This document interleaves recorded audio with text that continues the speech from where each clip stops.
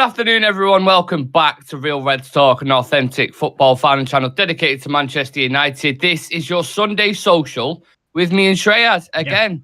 Yeah. Hello, sir. How are you? Yeah, doing fairly well. Had a good weekend. Yeah, excited to be on the show today.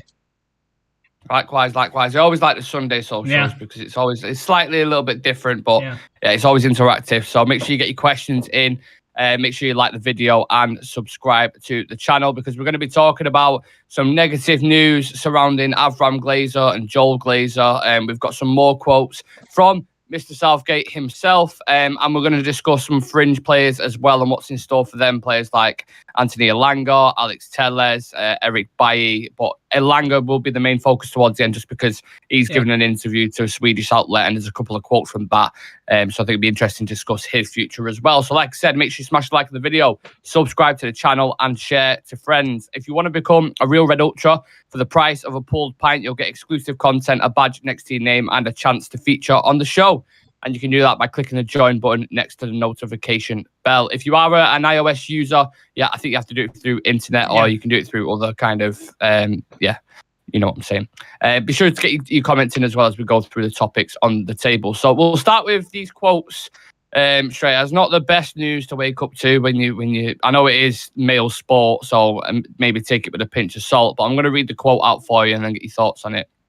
Now, Avram Glazer is understood to be against a full sale of Manchester United, and so by asking Rain to attract bidders, he was effectively on a fishing expedition to see how much they might theoretically get at some undefined point in the future. Now, Shreyas, we've always known that this minority investment's always been lingering about like a bad smell.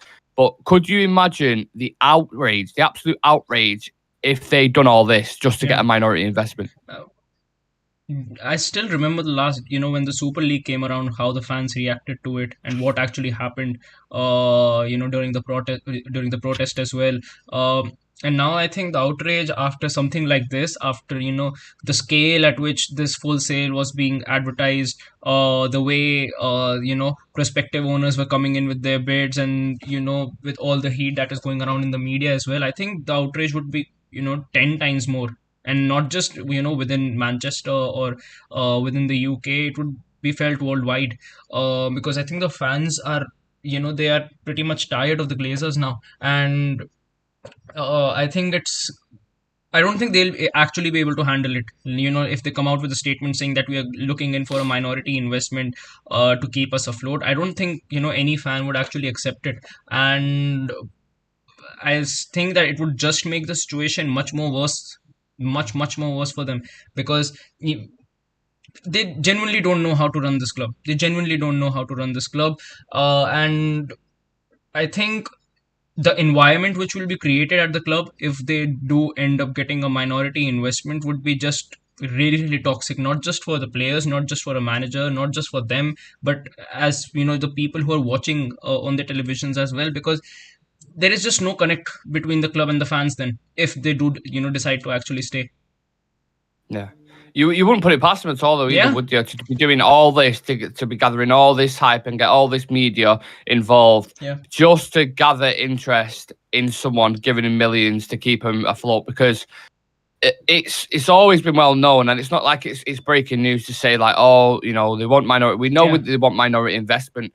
But the more you put it out there, like it's a fishing expedition, and maybe the Mail Sport are doing this to get them kind of popping headlines and to get the thing. But naturally, that is going to frustrate Manchester United fans, and it's not fair on the fans, really, is it? Being dragged through the sale. Exactly. And it isn't something that is just something coming off from a fan's perspective, or it is based on just nothing and just people going about back and forth about we need new owners or something. This is some official messages that have come in from the club itself that they want to sell the club. So are they going to go back on their word once again? Because doesn't really matter to them as to how they actually deal with the club. All they want is to just make as much money as they can from Manchester United. And I think that's the biggest reason why every single person in this bidding war has, most of them have they've revised their bids and sent them again, because they don't want to leave even, a single option for the Glazers to actually, think twice about selling the club or not. Yeah, that's it. The other rat has been spoken about as well. Joel Glazer is thought to be reticent but persuadable about full sale of Manchester United as long as they bank a massive premium. So the second possibility is a sale will proceed, but only close to £6 billion. And again, it's just the audacity of these rats to drag us through shit for 18 years filled with debt, hate, failures, broken promises, to say, yeah, you know what, we'll finally leave, but we're only going to leave if you pay a premium and if you remove the debt as well. I don't get how big they haven't taken any responsibilities. Pretty much, if you can just sum it up in one sentence, they don't want to take any responsibility. They don't want to take any credibility or accountability for their failures. They want someone else to come in and remove it for them. Like the debt which has been accumulated, the economic situation that the club is in right now, the players' contracts, the ridiculous wages, the image of the club viewed in the transfer window as well. They just want someone to come in and take that off them. They don't want to take any responsibility for it. Yeah. And I don't understand how people are this emotionless when we're talking about one of the biggest fan bases on the planet. Like, I'm talking to yourself now. You obviously love this club. We talk about it most days. You're from India. Yeah. Like, this club is globally renowned everywhere. You can't go anywhere on the planet without people, noticing Manchester United. And they're treating it like it's a little boys' club. Yeah, like it's exactly. A little we don't care what other fans think. It's not just other fans, mate. You're talking like almost billions of people. Exactly. To be honest, like I can't get around him. There was a little bit about the families as well. So the other four Glazer siblings, Brian, Kevin, Edward, and Darcy, are rumoured to be in favour of selling Manchester United at a big profit, but not necessarily as much as £6 billion. So obviously it's just Joel and Avram who are not putting themselves in great light, which they've never done anyway. But I would have thought, I don't know what the percentage is between the family, but if you've got 4 siblings there who want to sell and 2 who don't, surely that's majority over thing, is it? Or because Avram and Joel have more to do with the club? Like, I'm not sure on the finer details. I'm not expecting you to know the finer details either, but it's a weird dynamic, that, isn't it? Having a family of 6 people where 4 people want to sell but 2 don't. I think realistically, the say gets divided upon the share that they have in the club. Like, probably Avram and Joel have maybe a bigger share in the club than the other 4. But if you look at it in a democratic sort of way, and you see like 4 guys are in voting for a certain decision and 2 other guys are voting in a different direction, then you would say that because it's 4-2, then the majority is with them and they should win. But probably the 2 people who are not in favor of selling the club have a much greater share combined than the other 4. So I still think that that's the thing. I think that's why I'm actually kind of relieved that Qatari or Dubai investment is there, because I think the kind of money that they would actually pay for the club, because all of them are overpaying, but the margin with which these guys would overpay, I don't think that anyone has that kind of buying power in the whole world. Like, when they go in, they actually get the job done. They're not when you speak Qatari investment or Dubai investment, they don't leave any stone unturned. When they want to get something, they actually go out and get that done, no matter what's the obstacles. So I still think that there will be a full sale, and I think that's why the people who are coming up with 80 to 20% shares, the Glazers will probably have a minor share. I think that's the biggest red flag for me in any sort of new ownership that would come in. Yeah. Well, we are getting conflicting reports on this, aren't we, though? Because you've seen different things every other minute, literally, with this United thing. That's why I'm saying it's not fair on fans, because we're in one set like, Qatar are absolutely, like Simon Stone tweeted saying Qatar are absolutely confident their bid's going to win it, etc. But then you've got Mike Keegan, who is also very reliable and is also the person who broke this initial story, who is saying, expect another, several weeks around the bids. If it doesn't get close to, apparently the Glazers want over $6 billion. Yeah. For the club, when the actual value of the club on the stock market is like 2.5 billion. So they want 3 times the value. Not to mention they've already made 10 times what they paid for United if they sell it, even more. But they want 3 times what it's worth on the stock market as well. It's absolutely outrageous. I can't. And people are looking at it and saying, "Oh, it's a great investment from them." Well, you have to give your caps off and say, "No, they inherited it from the dad. Yeah. The dad had it. He had 28%. He bought the other 26% off 2 Irish businessmen, and then he owned the majority then. And then he slowly raised it even more and more. And his sons daughters, whatever you want to call them, rats, whatever you want to call them, they came below, and obviously they get the rights to the club because the dad died. So it's not as if they're smart businessmen. United was always a massive opportunity for anyone on the market. It's a huge club. It's pretty much guaranteed revenue that the way that the fan base is globally. And if you keep them, near or thereabouts with the top four, then you're going to get money consistently, aren't you? You have that revenue stream. Exactly. So it's not as if they're smart businessmen. Yeah. Adam saying, what do you get when you combine a rat, Craddy Cap, and Ed Sheeran? Avram Glazer. A little afternoon joke there for you guys. I want to swing Avram by his rat tail and swing him around the Wembley Arch. I think you're with a lot of United fans on that, mate. The ever-going ownership thing is just dragging. And more stories coming out, negative, positive, every single day. So it is a bit of a roller coaster, to be honest. But as United fans, we're used to ridiculous roller coasters, unfortunately. Let's see what the next turn is in that roller coaster. I'll move on to a couple of quotes from Gareth Southgate, because he's been talking again. Of course, we discussed this yesterday as well, didn't we, Shreyas? These are a little bit more in a positive light. They've come out. So it's on his trip to Marcus Rashford's trip to New York. He said once he's ruled out the squad, it's entirely up to him how he spends his time. The players don't get a lot of breaks. I think they have to take advantage of it. I know what Rashford is capable of. It's good to see him in his current form. When he has a chance right now, you expect him to score. We would have liked to have him as an option, but that's not the case. It's obvious that he has played a lot for us. He has more than 50 caps with England, including nearly 50. Is that not like just going against everything he said yesterday? I think he just saw the comments online and what people were actually saying about it, and just decided to go in for a U-turn.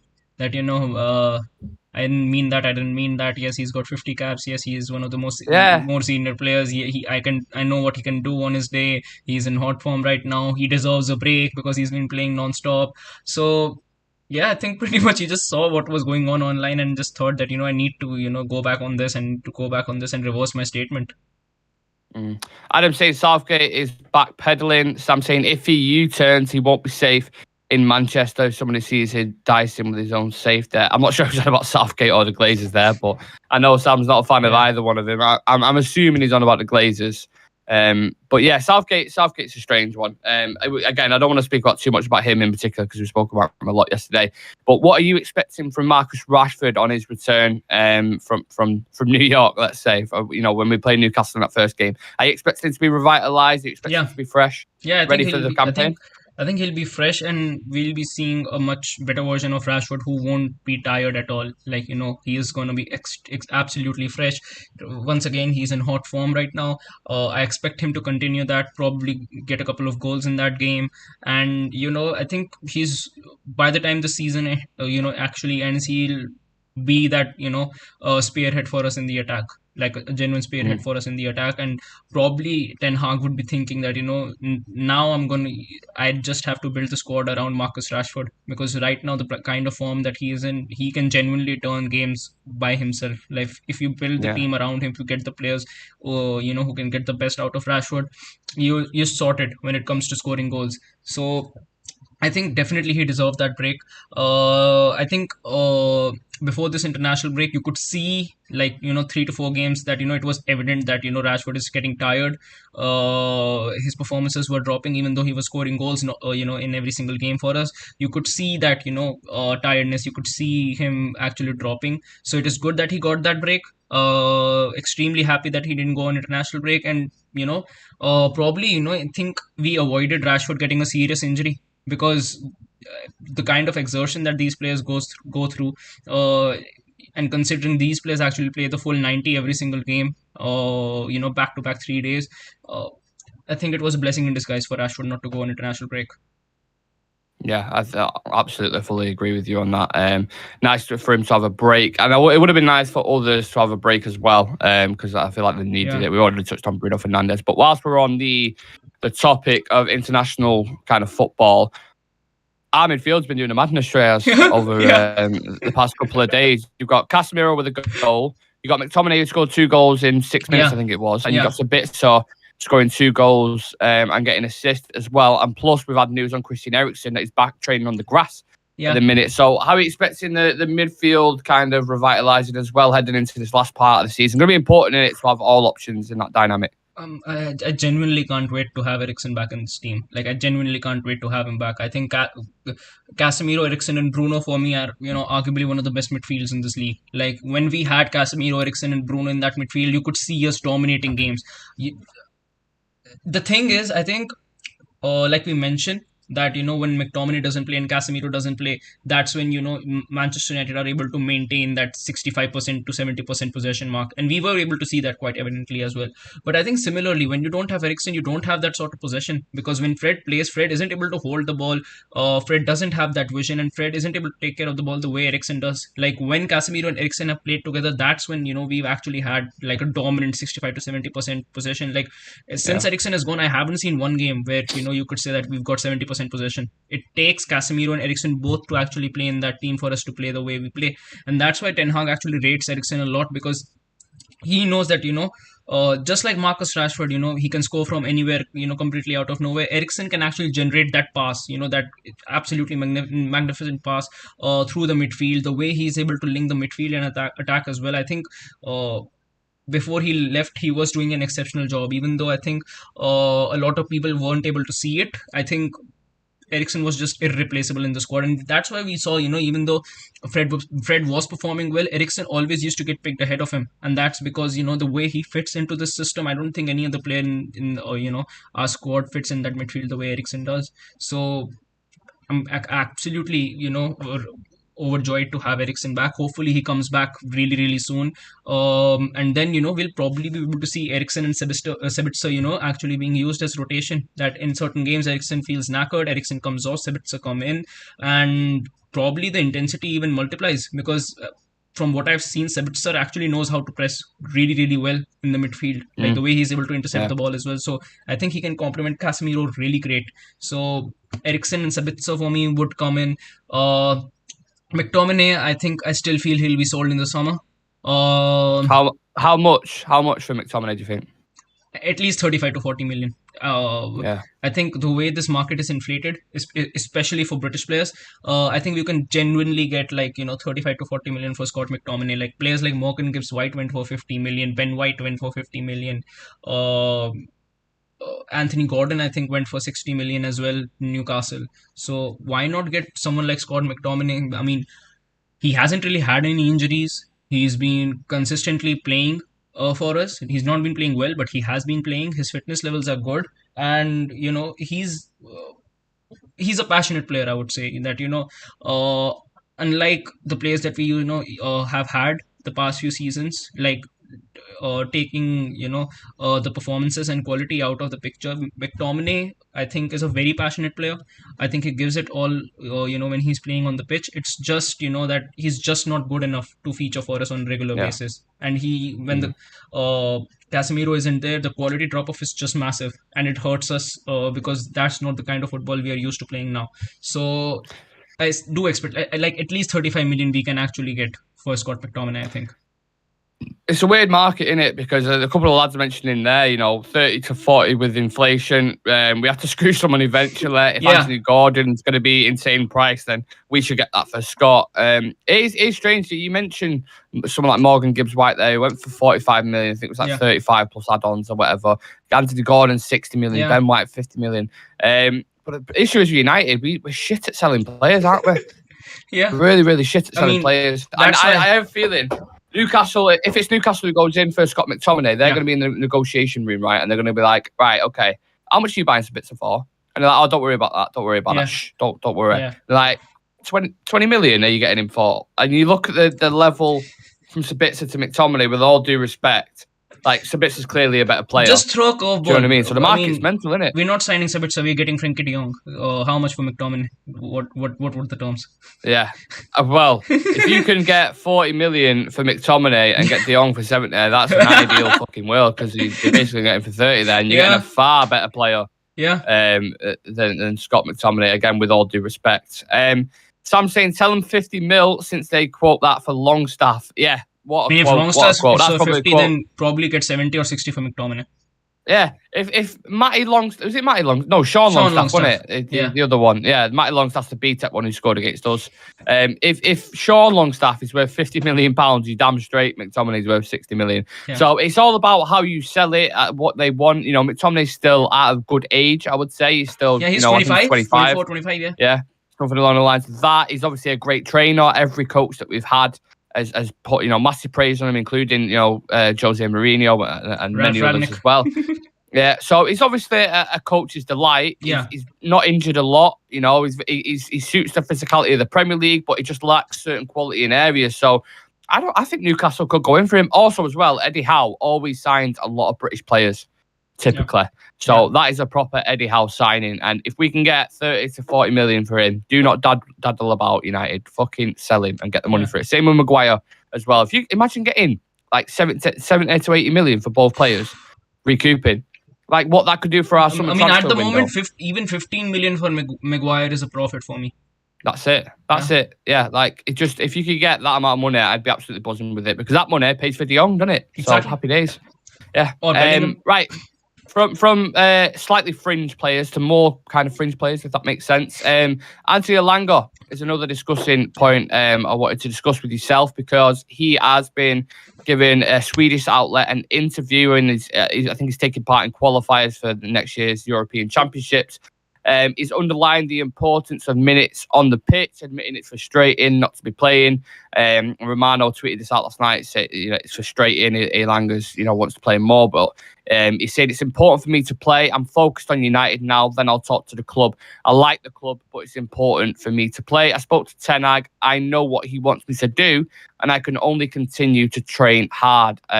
Like I said, I love the club, but it's important to play. Where do you see Anthony Elanga's future, and just give us your thoughts on him as a player in general? I think he goes out on loan next season.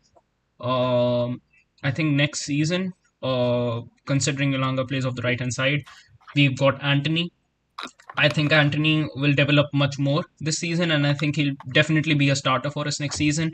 But after Anthony, I think you've got the likes of Ahmad coming back from Rome, who's just been sensational at Sunderland. You've got Pellistri there as well, who's been killing it for Uruguay, and now that he's been given minutes, he's always been impressive on the pitch for United as well. So you've got pretty much three players. If Elanga wants, like he's saying that he wants regular minutes, he's got three players to displace of the squad who are right now performing at a much better level than he does. And if you have to compare their overall games, Ahmad as well as Pellistri are much more well-rounded as wingers. They've got the pace, but except the pace, they're very technical, and the ball control, dribbling, the vision they have at such a young age as well. I don't think Elanga has that in his locker right now. He could have that in his locker, after being developed a little, probably going out on loan, learning a few things here and there. I think he can get to that level, but right now he doesn't have that. So I think he does move, but on a loan. I don't think that he will be sold. Probably, after a loan deal, we could actually see him being developed. Probably, just get an idea as to what kind of player he can actually, be. Because we've seen players, these young players, sometimes when they go out on loan, they just, they have that factor, they have that X factor that kicks into them. They start, they are more motivated to prove themselves. They end up training a lot harder. They end up learning a lot more things, and it just works into their favor. And probably, in three, down the line from now to 3 seasons, Elanga could feature for us on a regular basis. But I think just right now, we've just got too much talent on that wing. And right now, Elanga is nowhere near to those sort of players. That's it. We spoke about the pecking order last week or a couple of weeks ago, didn't we? And we said he's right at the bottom. Unfortunately, that's just the way it is. We have got that position is saturated. Exactly. I think it's interesting. I don't want to say this, and I feel like it's bad if it does happen, but I feel like he's going to go down a similar path to Andreas Pereira. Like he's going to have a couple of loans. He's going to go here, there, not really find his place, and then he'll have a squad that he joins where he fits, like Pereira did with Fulham. Yeah. How much do you think we could get for him if we were to sell him right now? Let's say, for example, how much do you reckon? What's his value? About 20, do you think? Yeah, I think that might be a little bit too much for 20 million, to be honest. Like, do you think a club would play, like Everton, for example, do you think they'd pay that? Oh, definitely. I think Everton, Southampton, I would even argue and say that, Crystal Palace could pay that amount and get him. He is a Southampton player. You know what? When you said Southampton then, I thought, yeah, I agree with that. Sorry, Shrindy's saying this bald idiot is playing with fans' heads. The share price should reduce by at least 150%, then they will understand. Yeah. Shrindy, we're absolutely with you there, mate. We've discussed the frustrations at the start of the video. The guy's fishing for minority investment. It's, for a United fan to hear that or even read that, like we touched on, it's extremely frustrating. And yeah, we touched on that near the start. So if you do want to scroll back a little bit and have a listen to that, you're more than welcome to do so. Just discussing Ilanga's future at the minute. So again, more than welcome to get your comments in on that as well.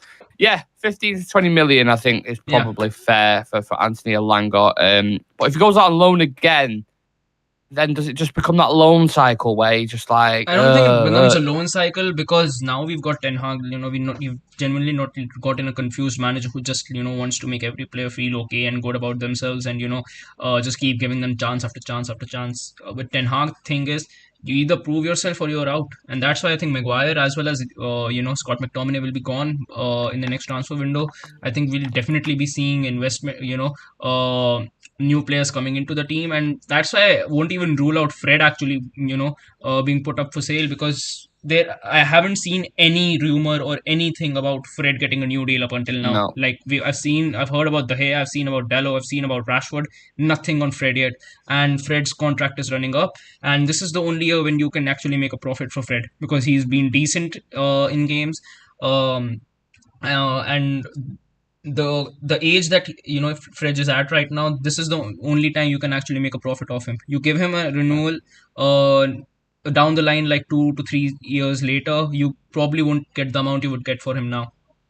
Yeah, it's going to be interesting to see how harsh, I don't know if harsh is the right word, but how, I don't know what's the right word I'm looking for, in the summer, like Ten Hag just to be like clean cutthroat Ruthless. And just like ruthless and be like, you're not good enough, because after then he's had a full season and to analyse everybody's weaknesses, what they're going to bring to him, and then obviously when new players come in, positions become even more saturated. So how ruthless is going to be? That's very interesting. Adam saying Nottingham Forest level player, obviously in regards to Ilanga. I mean, if you look at Brennan Johnson for Nottingham Forest, who is a very good player, like I'd say he's better level than Ilanga, and he starts for Forest. So you're not far off there, Adam. He's saying if you're good enough, you're old enough. Obviously, look at Garnacho. Yeah, agreed. I completely understand that. I want to move on to another fringe player, Shreyas, Alex Telles. He's expected to return to Manchester United at the end of the season. No buy option clause in the loan contract with Sevilla. I think Sevilla don't mind him, but it doesn't seem like they want to go for him, and they're in a bit of a shit position at the minute. I think they're near the bottom of the league. They don't no money either. I mean, that's the thing. With Sevilla. Yeah. Like, so absolutely what do you do right now? What do you do with Alex Telles? Keep, sell, loan? Sell. Like without even thinking, like, just sell him, because I think Luke Shaw is back. And I'm really happy to see Luke Shaw, the form he is in. Really delighted that he won't be playing for England right now as well. He deserves a break after, as well. He got that second yellow on purpose, didn't he? Yes. So, and once again, I think similar to Marcus Rashford, Luke Shaw is a player who has redefined himself and refound himself this season. Like I would, arguably say that, he's one of the best left backs in the league right now. Like, absolutely, he's one of the best left backs in the league. Top 5. Yeah, top 5. Bring anyone into the conversation. I think Luke Shaw creams them at the moment. And the versatility that he's actually come in with. I mean, imagine last season thinking that Luke Shaw could be featuring for us at centre back, especially in front of a player like Haaland, and absolutely pocketing him. When Jose Mourinho famously said, he hasn't got a brain, I had to think for him. And now he's playing at centre-back against Erling Haaland, one of the best strikers on the planet. Just goes to show. He's, Shah Sam saying players like Ilanga, Ahmad, Hannibal should go on loan to Premier League teams. If they perform good, they can be eased in or be sold at a good price. And that's a very interesting point. I think you look at the ones that are on loan. Obviously, I'm a massive fan of Ahmad Shreyas at Sunderland. He's doing fantastic. He's one player of the month in the Champions. He's been doing really, really well. So that is someone who you could look at maybe to bring in as competition for Bruno's position, because he could play as a 10 or on the wing again. But again, the wing's saturated. And then you mentioned players like Hannibal as well. So everything I've been listening to, reading, United may bring him back for competition for Bruno Fernandes in the 10 position. Yeah. That's what I'm seeing. That's what I'm reading online. So I think that's interesting. That's why we're saying the summer's so fascinating, because you got, again, it feels like every single year we've got Deadwood, or we've got, young players who are just about to take the opportunity. And I know that's how football works sometimes, but we've still got loads of players to sell, haven't we? You got Brandon Williams. I don't know what's going on with Tuanzebe. You got Tellez. You got Eric Bailly as well. What do you do with Eric Bailly? Sell him. Sell. So how much? Yeah, we're doing a bargain sale. How much do you get for Tellez and how much do you get for Bailly? Tellez, 12 million. Eric Bailly, 13 million. Brandon Williams. I think Eric Bailly at least 13 or 10. At least 13 or 10. A bottle of Prime for Brandon Williams. Yeah, Brandon Williams, I think he's still young, so you could get like 20-25 for him. Like, because is it 20-25 for Brandon Williams?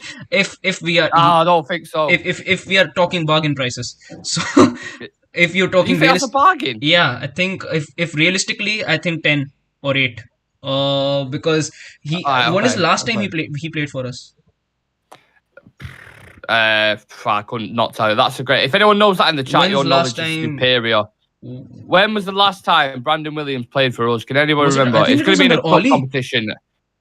Yeah, I think it was. Yeah, I think it was a cup competition. Yeah, I think. I'm guessing. If we are on a hot streak in the transfer window, get at least 20. If we are being very realistic, I think even 10 million right now for Brandon Williams would be a steal, because he just hasn't featured for us. Like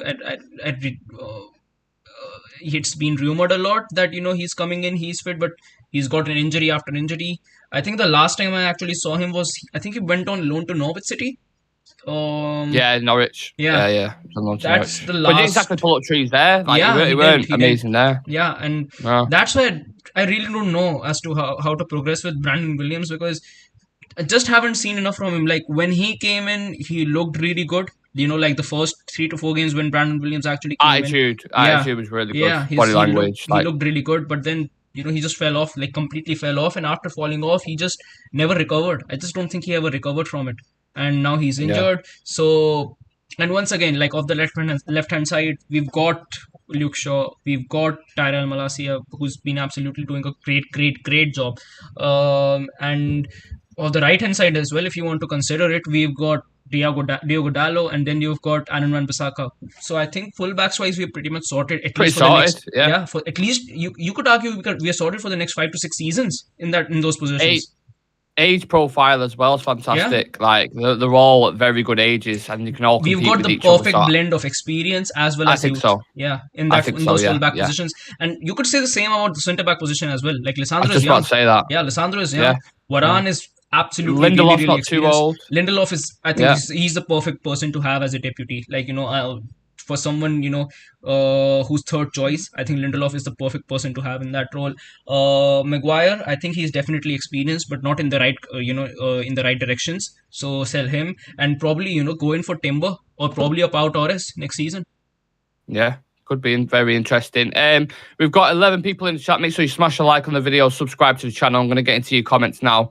Shah Sam saying players like Ilanga, Ahmad, Hannibal should go on loan to Premier League teams if they perform. I think I've already read that. Sorry for that, Shah Sam. Adam saying expected to return. The wheels will touch the ground, bounce back up. Farewell, Alex. Okay, fair enough. Trindy saying I tell you too much of football and cricket right now, man. They deserve some breaks, and managers deserve a good big squad. Yeah. Not sure what FIFA and ICC are thinking. The depth needs to be there. Absolutely, the depth does need to be there. The competitions that we're in, I know a lot of people look at City squad and they say they've got a world class player in pretty much nearly every position. So when they rotate with teams, they can bring in players like Mahrez, bring in players like Phillips, who are still really, really good. But it's United are competing on all fronts at the minute, but we are struggling, aren't we? Yeah. To a certain point, it's getting like people are crumbling. You know what I mean? Like, it's getting bad. I mean, honestly, like talking about depth, the moment we see Casemiro not featuring in a squad and McTominay featuring stuff, we get heart attacks every single time. Yeah, and we just know that this is just going to be a very, very, very hard and tough game to watch.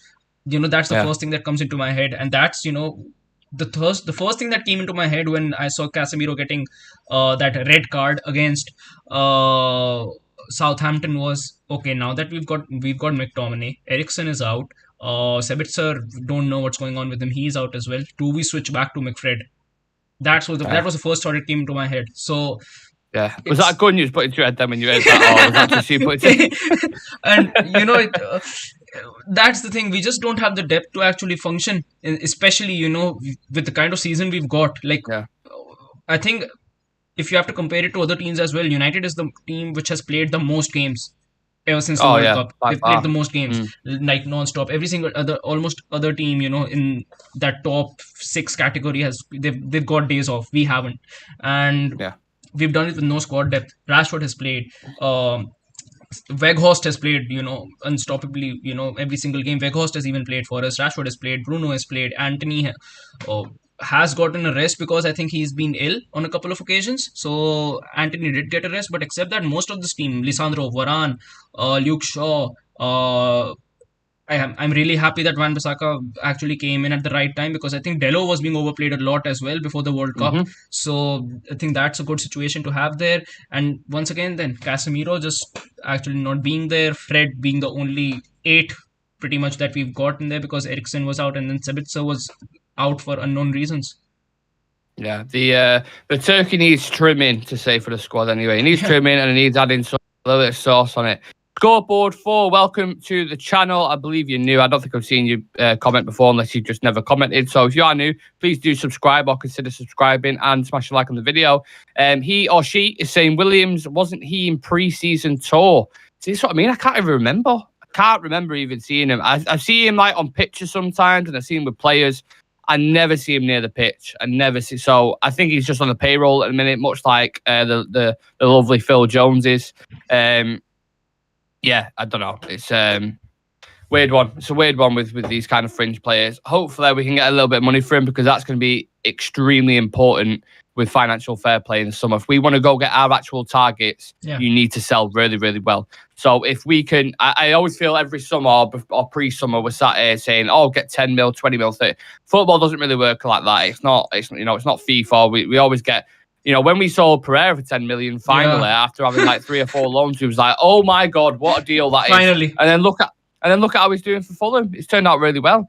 So it's interesting. Shreyas, I don't know if I don't want to butcher that name. There's his name in the chat. I'm guessing you could probably read it much better than me. I don't even want to give it a go. I'm going to absolutely butcher that name. Shahija Saxena? Is that how you're saying it? Giving us the emojis. Thank you very much for that. Sam saying move to Hull. I don't know if he's speaking to Shahija or if he's on about Maguire. No idea there. Dan going power mad. Right. The chart's getting silly now. It's getting silly. I feel like singing The Killers for reasons unknown when talking about Martial and Sabitzer's injury. Again, I don't get the reference there. My brain's not with it. I've not eaten yet. I'm not fully woken up. So anyway. Fringe players. Have you got any more fringe players that I've missed? We talked about it. Bailly, Phil Jones. I mean, yeah. This gets mentioned every single show, doesn't it? Phil Jones. What do we do with him? He's presenting now. We saw him presenting for I think it was the Reading game when we played them in the FA Cup. So maybe that's something we can look into, putting him on MUTV, because I know that David May does. Imagine, he used to play for United, and he was a centre back. Imagine he actually gets like a position at like the board level, Phil Jones, after the ownership change. Like he's the head of operations or something. An ambassador. Yeah, an ambassador. Or what they'll do, they'll just have an ambassador for the injury room. So whoever it is who gets an injury in the squad, they go in and he can talk them through, like, what is it, mate? Yeah. A foot injury. Yep, I've had one of them. I can talk you through that. Yeah, you can take like a couple of seasons out. You can be out for a couple of seasons because of it. Easily. Yeah. What is it? Is it a back injury as well? Yep, I've had one of them as well, mate. Like he's a game of operation. He could just give you advice on any injury because he's had every single one. He's been taken out of the squad. He's not even injured anymore now, is there? To be fair, I don't know what's going on. He's just travelling. He's just like, in fairness, he's got the best job in the world. He don't even have to play for United, even though I'd love to. Yeah. But you don't have to play for him, and he's still on about £100,000 a week. 150k a week. Chilling. Yeah. He's absolutely chilling. He's just watching it. He's going on his Monzo in Friday night. He's like buzzing, absolutely buzzing, loving that. Wow, good old Philip. New 5-year deal. Adam saying, will he get a new 5-year deal? Till when is this contract? Like valid? This summer. this summer. Finally. It goes out. So, finally. Yeah. You know what? I think on Real Reds, the amount of times we've spoken about him, I think we should do a full show dedicated to Phil Jones. Yeah. Like, imagine, like before the Glazers go, the parting gift is we've just extended Phil Jones' contract for the next 5 seasons. Now we're going. Yeah. Cheers. Nice one, knobhead. Yeah. And we can all bring memories of Phil, what our favourite moment was, what our worst moment was, what kit he looked best in. I think that's up for. We'll do that in Thinga. Shrindy's saying Phil Jones, right hand to Glazers. Wow. Wow. He could be a ball boy or a mascot, can hold Bruno's hand on the way out. Oh my God. Ryan Edwards, the Glazers are like the band on the Titanic. They really are, aren't they? Just everything's going off around them. Everything's fucking crashing. And they're just like, no worries, mate. I'm here. No worries. We'll just fucking continue to do this while everything's shattering around us. Absolute bellends. George Tomlinson, 4.5 million annually. Annually. What the fuck? TS7's asking me to go on my DMs and check the Avram image. I'm like, right, so this is my live reaction to the image that he's just sent me of Avram. Let's have a look. Hey, I know I'm on Real Red Start there. Let me switch accounts in business mode. You know what I mean? Yeah, Dr. Eggman from Sonic. I love it. I love it. Yeah, the resemblance is uncanny. Dan saying, who knows if Jones is one of the shareholders and Yassim's unable to convince to sell his shares? Yeah. Many theories and many conspiracies going about Phil Jones. Sam is saying Phil Jones has 40% of United. Yeah, we have to start our own fucking club, like a little conspiracy club. A new membership perk, the Phil Jones Club. Yeah, right. Let's just end this on a question about Phil Jones, right?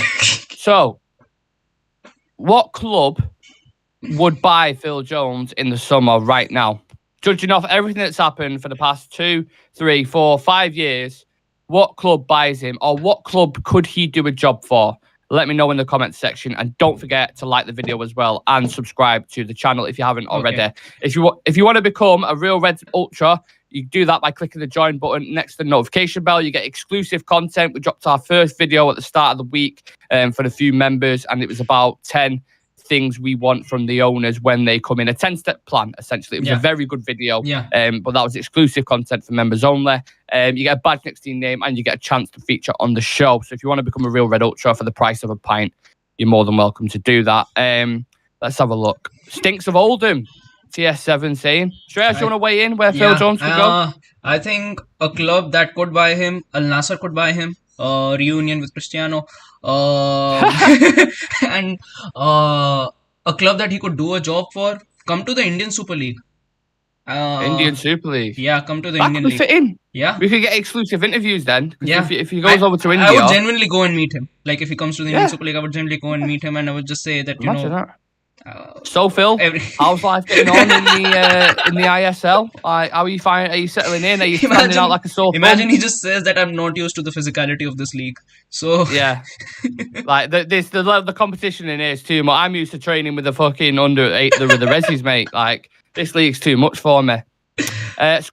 Scoreboard 4 saying Barnet will buy Jones. Right, what league are Barnet in? The National. Barnet, is that League 2, League 3? Chelsea are in need of ball boy, says Dan. Adam saying he has the proper build to fit in a mascot costume. I mean, imagine Todd Boehly comes in for Phil Jones. Like, sell him for 50 to 80 million. If he gets word of it. Blackburn Rovers, if they get promoted back, hence where he came from. That's not a bad shout at all. I think we bought him from Blackburn Rovers, didn't we? Have 15 million, something like that. Shah Sam, who's a member himself, saying could do a job. Wrexham probably do a documentary with Reynolds on how he survived at United. We've got a winner. That's an absolute belter. I think the earphones fell out. Oh no. All right. Yeah. Shah Sam's won it with that one. Yeah. He could do a job at Wrexham, probably do a documentary with Ryan Reynolds on how he survived at United. And you could start the intro off with some really emotional music at the start. And he's got like that kind of black and white gradient over his face. And you know that face that he pulls when he gets tackled? And he's like, Yeah. Oh, horrible. Shreyas, Tommy's asking, is there any decent players in India? to be very honest, I don't know if there are any decent players in India, but I've seen a lot of big players come here and end their careers. Like Diego Forlan played for Mumbai. Did it? Yeah, Roberto Carlos Oh played for shit! Roberto Carlos played for Delhi Dynamos. Delhi Dynamos. Yes. Damn. Yeah. Nicolas Anelka, Frank Maluda, Marcelinho. A lot of these players have come in and ended their careers at in the ISL, and I think Roberto Carlos actually became the manager of a team here. I think he became the manager of Delhi Dynamos. Wow, Delhi Dynamos. Love that name, by the way. We're going to start calling you Delhi Dynamo. Daniel Raj saying TS7. Sunil Chetri. He's the legend. Yeah, Indian legend. Yeah. He's got. I think he's got the third. He's the active third highest goal scorer when it comes to international football, like Ronaldo, Messi, and then Chetri. Oh shit! Yeah. No way. So Sunil Chetri, you got Bhaichung Bhutia. How are you pronouncing it? Bhaichung Bhutia. Bhaichung Bhutia. What a name that is! You've got some good names in India. Yeah, I think he actually went on a trial to AC Milan, but he didn't get through. Okay, so Bhaichung Bhutia. Chetri's old now, and Bhutia's retired. He's 37. I tell you what, Bhutia's got a fantastic name. Sam saying collecting checks. Ryan Edwards was a wow. And Shrindi saying Dimitar Berbatov in KBFC. Yeah, Kerala Blasters. KBFC? Who? Kerala Blasters Football Club. Kerala the Blasters Football Club. What area in India is that? The southern part of India. Nearer to Dam. Okay. And Dimitar's ripping it up there, is there, apparently? I guess, yeah. Nice. It's always nice to do a bit of Indian football research because I have absolutely no clue. But I've been enlightened to a whole world now. I'm going to do all my research and have a look at the clubs. And Dan actually came up with Chetri, the comment. He was supposed to. Chetri was actually supposed to be signing for QPR. But he didn't get through because there was a rule which said that players who could feature in the English league had to be in the countries who were at least in the top 70 or 60 ranks on the national rankings when it comes to nationality, and India were nowhere near that marks. And when he submitted an appeal, 3 of the judges voted against him and 2 voted in favor, so he couldn't play in the EPL. Wow, interesting. Shrindi is saying KBFC, the worst team in the world, in the whole world, apparently. Yeah. So he's not a fan of them. If you're bored and you just log on to FIFA and see the ratings of our teams, the Indian I've seen that. Don't worry, they're all bronze cards on Ultimate Team. Don't worry, I've seen that.